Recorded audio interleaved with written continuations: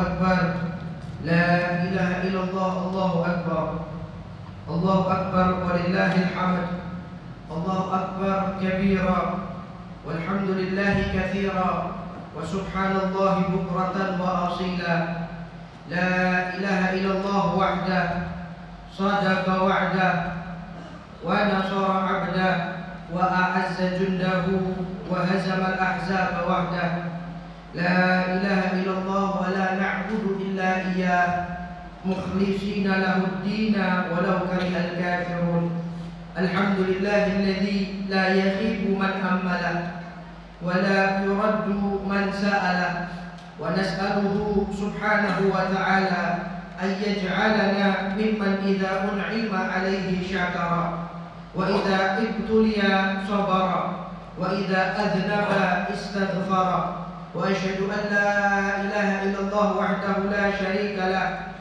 وأتوب إليه توبة عبد ظالم لا يملك لنفسه ضرا ولا نفعا ولا موتا ولا حياة ولا نشورا وأشهد أن نبينا محمدا عبده ورسوله أرسله الله للعالمين بشيرا ونذيرا وداعيا إلى الله بإذنه وسراجا منيرا فمبلغ الرسالة وأدى الأمانة وهدى الله به من الأمة بشرا كثيرا اللهم صل وسلم على سيدنا محمد وعلى آله وأصحابه وسلم تسليما كثيرا أما بعد عباد الله أوصيكم ونفسي بتقوى الله وقد فاز من اتقى وقد خاب من طغى قال الله تعالى في كتابه الكريم أعوذ بالله من الشيطان الرجيم يا أيها الذين آمنوا اتقوا الله حق تقاته ولا تموتن إلا وأنتم مسلمون. Hadirin yang dimuliakan oleh Allah Subhanahu wa taala. Tak lupa kita selalu panjatkan rasa syukur kepada Allah Subhanahu wa taala karena berkat nikmat iman, nikmat sehat serta taufik yang Allah berikan, kita bisa melewati bulan Ramadan, kita bisa melewati hari raya Idul Fitri, dan sekarang kita bisa berjumpa, berkumpul melaksanakan kegiatan sholat Idul Adha. Maka semoga semua nikmat yang Allah beri akan selalu ada pada diri kita hingga akhir hayat. Sholawat dan salam kita curahkan, kita haturkan kepada junjungan kita, panutan kita, suri tauladan kita, baginda Nabi Muhammad sallallahu alaihi wasallam. Tak lupa kami selaku khatib mewasiatkan kepada diri kami pribadi dan kepada hadirin semua, mari kita selalu tingkatkan rasa takwa kepada Allah Subhanahu wa taala. Takwa ialah mengerjakan semua perintahnya dan menjauhi semua larangannya, entah langsung bersumber dari Allah Subhanahu wa taala atau melalui perantara baginda Nabi Muhammad sallallahu alaihi wasallam. Mari kita tingkatkan takwa kita kepada Allah kapanpun, dimanapun, dan dalam kondisi apapun.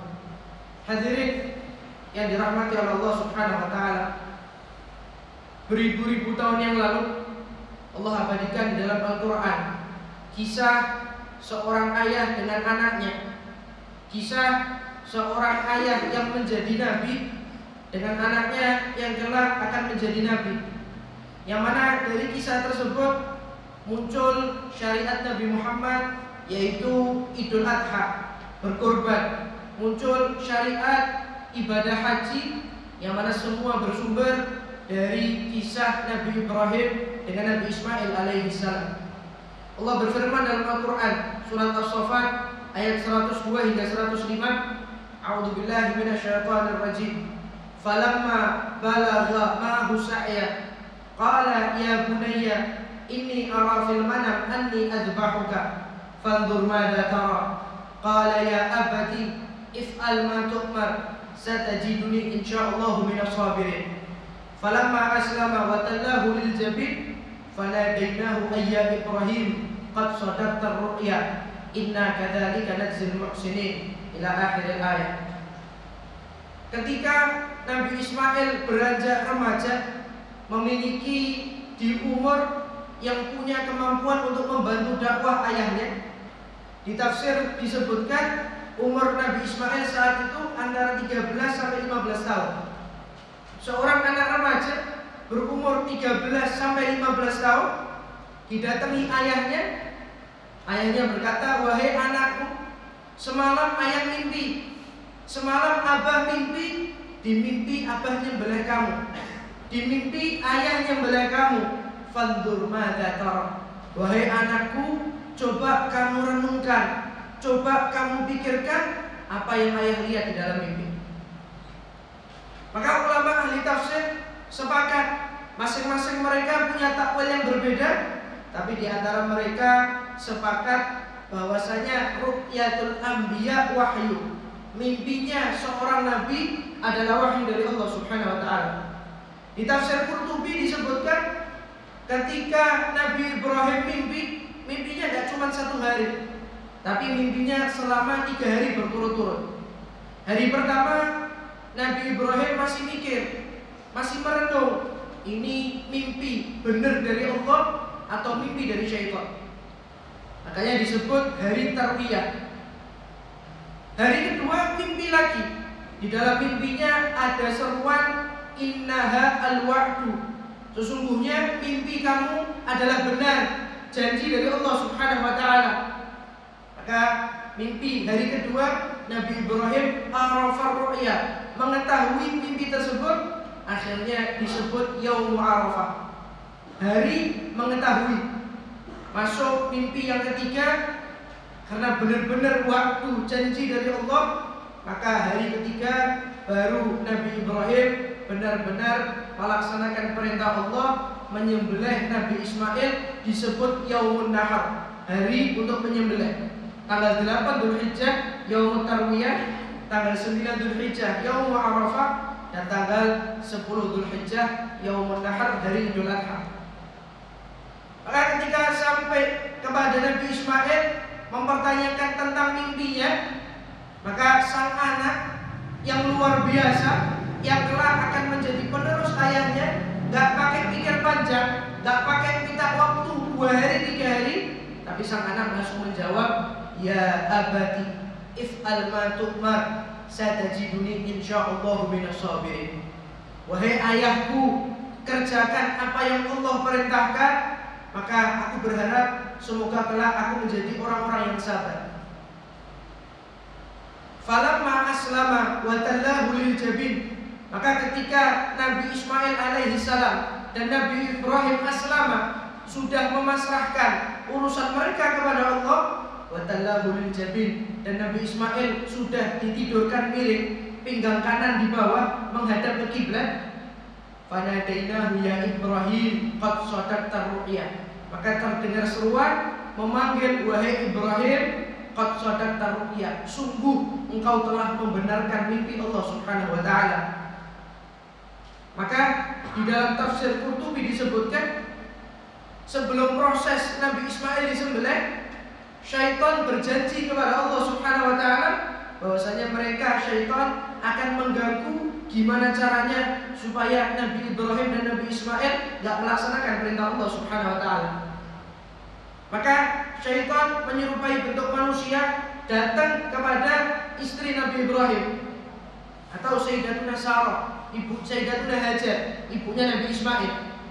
Kemudian mengganggu, memberi sifat was-was, mempertanyakan apakah benar istri suami kamu Nabi Ibrahim akan menyembelih anaknya. Maka istrinya yang soleh menjawab, seandainya itu benar perintah dari Allah, sam'an wa ta'atan, saya mendengar dan saya taat kepada perintah Allah Subhanahu wa taala. Gagal memberi was-was daripada istrinya Nabi Ibrahim, maka pergi kepada Nabi Ismail alaihi salam, memberi was-was, kamu gak tahu kalau ayah kamu mau nyembelih kamu? Dijawab sama anaknya, kalau memang itu perintah dari Allah, sam'an wa ta'atan, saya nurut dan saya taat kepada Allah Subhanahu wa taala. Gagal memberi was-was kepada istri dan anaknya, maka datang memberi was-was kepada Nabi Ibrahim alaihi salam. Maka Nabi Ibrahim tidak memberi jawaban apapun, tapi Nabi Ibrahim mengambil 7 batu dan melempar daripada syaitan dengan 7 kali lemparan. Maka maka jadi syariat Jumratul Aqabah. Lempar jumrah pertama ketika setelah wukuf di Arafah, yaitu tanggal 10 Dzulhijjah. Kemudian ketika pergi ke satu tempat untuk menyembelih Nabi Ismail, syaitan datang lagi. Maka Nabi Ibrahim, Nabi Ismail dan Sayyidatuna Hajar mengambil 7 batu dan masing-masing mereka melempari syaitan dengan 7 batu. Maka jadilah syariat Jumrah Al-Wusta. Kemudian ketika proses penyembelihan mau dimulai, syaitan berusaha yang terakhir kali mendatangi mereka. Maka terjadilah syariat Jumratul Ula atau Jumratul Ukhra. Maka hadirin yang dimuliakan oleh Allah Subhanahu wa taala, dari kisah Nabi Ibrahim dan Nabi Ismail kita bisa mengambil banyak ilmu, kita bisa mengambil banyak hikmah, terlebih bisa kita ambil ilmu dan hikmah untuk zaman sekarang. Maka yang pertama poinnya, ketika orang tua mendidik anaknya dengan didikan Nabi Muhammad, orang tua mendidik anaknya dengan didikan Allah Subhanahu wa taala, mengajarkan anaknya untuk gak keluar dari syariat Islam, mengajarkan anaknya untuk selalu dekat kepada Allah Subhanahu wa taala, maka pasti didikan orang tuanya menjadi didikan yang luar biasa, dan anaknya dijamin menjadi anak yang sukses dunia dan sukses di akhirat. Maka kita lihat Nabi Ismail alaihissalam, didikan orang tuanya luar biasa, dan Nabi Ibrahim mendapat didikan dari orang tuanya juga luar biasa. Maka sosok Nabi Ismail mengajarkan kepada kita sebagai orang tua bahwasanya didikan anak di zaman sekarang adalah satu perkara yang penting. Kadang kita nggak tahu anak kita main kemana. Kadang kita nggak tanya sehari sholatnya komplit nggak. Kadang kita nggak tanya dia sholat subuh nggak. Kadang kita nggak tanya kamu main nongkrong di mana, sama siapa. Kadang kita lupa bahwasanya lingkungan di zaman sekarang punya pengaruh penting terhadap kelangsungan hidup anak kita. Maka benar-benar kita perhatikan didikan yang paling penting untuk anak kita. Poin yang kedua, kisah Nabi Ibrahim dan Nabi Ismail mengajarkan kita bahwasanya ketika kita hanya meminta, hanya bersandar, hanya memasrahkan urusan kepada Allah Subhanahu wa taala, maka perkara yang mustahil di akal logika kita sebagai manusia akan menjadi hal yang sangat gampang di sisi Allah Subhanahu wa taala. Maka di takwil tafsir disebutkan ada 2 takwil. Takwil pertama, pisau sudah menempel di leher Nabi Ismail alaihissalam, tapi pisaunya nggak bisa memutus. Akhirnya Allah ganti dengan seekor domba. Takwil yang kedua, pisau belum menempel di leher Nabi Ismail, tapi sudah Allah ganti dengan seekor domba. Pendapat yang paling rajih, yang paling diunggulkan sama para ulama adalah pisau sudah menempel di leher Nabi Ismail alaihissalam, tapi pisaunya nggak memutus. Berarti karena tawakalnya Nabi Ibrahim dan tawakalnya Nabi Ismail alaihissalam, mereka nggak meminta kepada makhluk, mereka nggak berharap kepada makhluk, mereka hanya memasrahkan urusannya kepada Allah. Maka sesuatu yang mustahil, selamanya pisau ketika tajam akan memutus, tapi karena tawakalnya Nabi Ibrahim dan Nabi Ismail, pisaunya tajam, tapi Allah hapus sifat memutusnya. Karena apa? Karena mereka hanya pasrah kepada Allah Subhanahu wa taala. Maka di zaman sekarang, zaman yang akhir, zaman yang penuh fitnah, kita butuh punya porsi kuat tawakal kepada Allah Subhanahu wa taala. Kita butuh hanya meminta, hanya memasrahkan urusan kepada Allah Subhanahu wa taala. Manusia hari ini boleh kaya, manusia hari ini boleh punya jabatan tinggi, manusia hari ini boleh punya senderan yang kuat, tapi besok bisa jadi manusia paling miskin. Besok bisa jadi gak punya jabatan, hina. Besok bisa jadi senderannya hancur roboh. Tapi ketika kita meminta kepada Allah, hanya tawakal, memasrahkan urusan kepada Allah, Allah selamanya maha kaya, Allah selamanya maha mampu, dan Allah selamanya akan memiliki kekuasaan.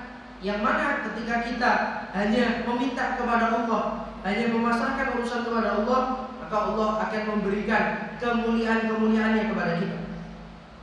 Hadirin yang dimuliakan oleh Allah Subhanahu wa taala, selain ada kebiasaan kesunahan Nabi Muhammad menyembelih hewan kurban, maka para ulama sepakat menganjurkan kepada kita selain menyembelih sesuatu yang zahir, yang tampak, yaitu hewan, entah sapi, entah kambing, entah unta, maka kita juga harus perlahan sedikit demi sedikit mencoba untuk menyembelih hawa nafsu kita, menyembelih ego nafsu, supaya kita menjadi manusia yang dikuasai, mohon maaf, menjadi manusia yang menguasai hawa nafsu, bukan menjadi manusia yang dikuasai hawa nafsu.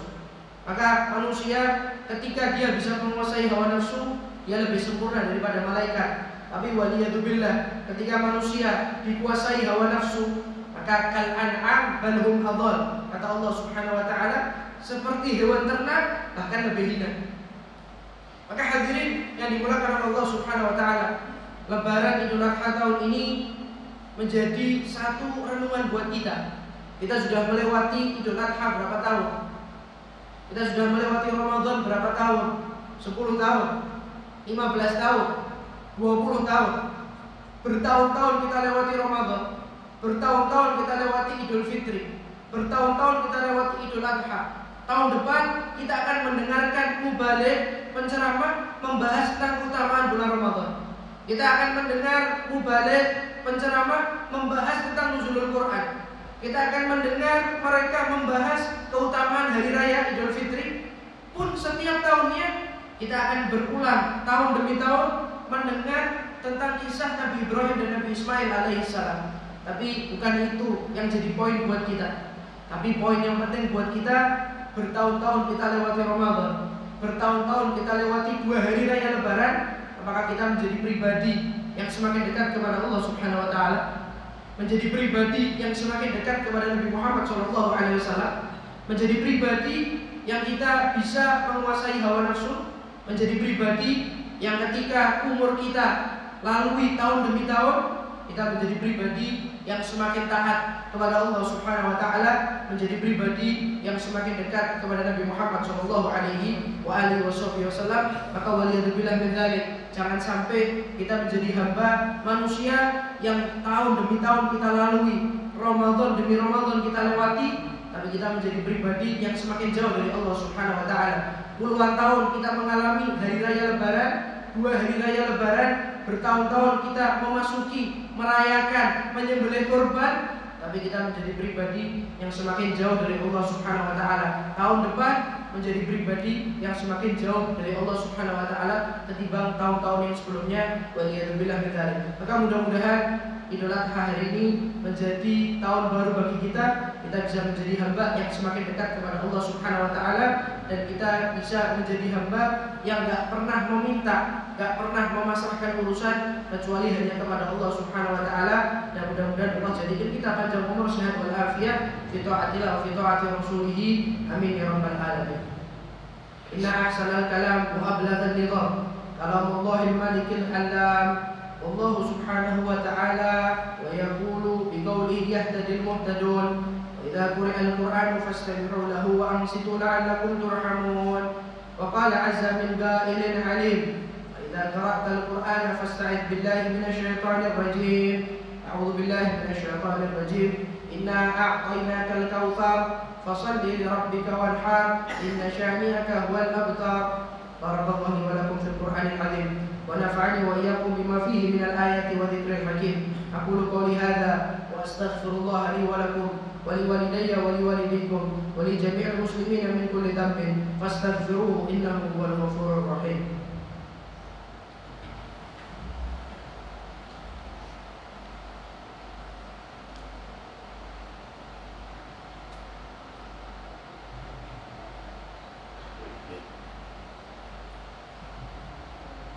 Allahu Akbar, Allahu Akbar, Allahu Akbar, Allahu Akbar, Allahu Akbar, Allahu Akbar, Allahu Akbar, La ilaha illallah, Allahu Akbar, Allahu Akbar, walillahil hamd, Allahu Akbar kabira, walhamdulillahi katsira, wa subhanallahi bukratan wa asila.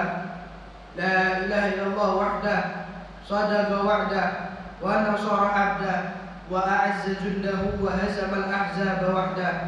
لا إله إلا الله ولا نعبد إلا إياه مخلصين له الدين ولو كره الكافرون. الحمد لله الذي من علينا بالدين القويم وهدانا إلى الصراط المستقيم، وأشهد أن لا إله إلا الله وحده لا شريك له، وأشهد أن سيدنا محمدا عبده ورسوله النبي الكريم الرؤوف الرحيم. اللهم صل وسلم على سيدنا محمد وعلى آله وأصحابه حق قدره ومقداره العظيم. أما بعد فيا أيها المسلمون اتقوا الله حق تقاته ولا تموتن إلا وأنتم مسلمون.